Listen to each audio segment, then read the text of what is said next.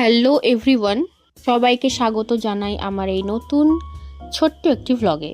তোমরা দেখতেই পাচ্ছ আমি চলে এসেছিলাম পিকনিক করছি আমাদের ডিএলএড গ্রুপের সবাই। এখানে রান্না হয়ে গেছে স্টার্ট। বসে বসে কী করব তাই চিপস খেয়ে নিলাম।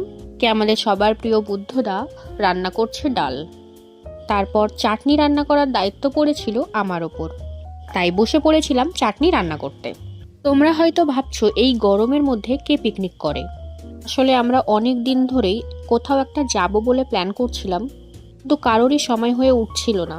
তারপর ঠিক করলাম যে চলো পিকনিকই করা যাক, গরম হয়েছে তো কি হয়েছে, যেই বলা সেই কাজ।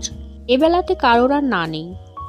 আর তো কয়েকটা মাত্র দিন আমাদের ট্রেনিংয়ে, আসলে আমাদের ট্রেনিং চলছে, তাই এই অজুহাতে সবাই এক জায়গায় হওয়া। ট্রেনিং শেষে যে যার জায়গায়, তো প্রতিনিয়ত ঠিকমতো কথাও হবে না।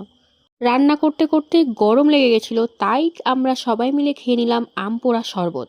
তোমরা কে কে আম পোড়া শরবত খেতে খুব ভালোবাসো আমাকে কমেন্ট করে জানিও।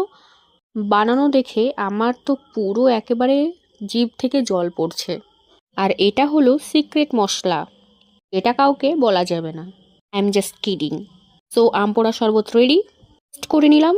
এখানে খেয়ে নিলাম তরমুজ, এটা বুদ্ধদা এনেছিল। এখানে দাদার তরফ থেকে সবার জন্য ছিল আইসক্রিম ট্রিট। আইসক্রিম খেতে খেতে চলে আসলাম আমাদের পিকনিক স্পট, অর্থাৎ রান্না করার জায়গায়। এটা দিয়ে আমরা দুবার পিকনিক করছি, আগের বছরও করেছিলাম ঠিক এই গরমের মধ্যে। আমের চাটনি কমপ্লিট, তারপর খেয়ে নিলাম আম পোড়া শরবত, অনেক আগে বানানো হয়েছিল। তারপর খেয়ে নিলাম গরম গরম কষা মাংস। সব রান্না রেডি, তারপর বসে পড়লাম সবাই মিলে খেতে। এই যে সুস্মিতা দি আমাদের পরিবেশন করছিল। আজ এটুকুই থাক, দেখা হবে পরের ভিডিওতে। তোমরা আমার চ্যানেলটিকে সাবস্ক্রাইব করে দিও। Tata, bye bye.